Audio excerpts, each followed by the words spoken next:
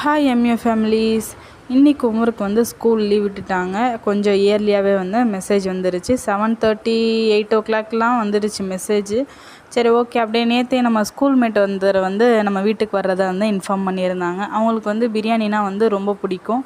சரி ஓகே, அதையும் நம்மளோட 5 மினிட்ஸ் டீ முடிச்சுட்டு பிரியாணி வந்து ப்ரிப்பேர் பண்ண ஆரம்பித்து அதுவும் ஒரு ஓரமாக ஃபினிஷ் பண்ணி வச்சுட்டேன்.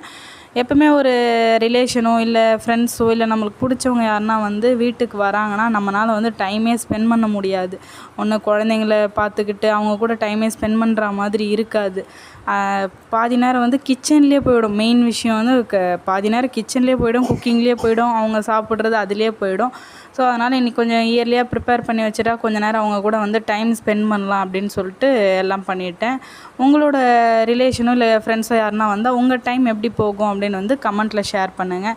நிறைய பேர் வந்து வீடியோ பார்க்குறீங்க, ஆனால் லைக்கோ இல்லை சப்ஸ்கிரைபோ இல்லை கமெண்ட்ஸோ எதுவுமே வந்து பண்ண மாட்டேறீங்க.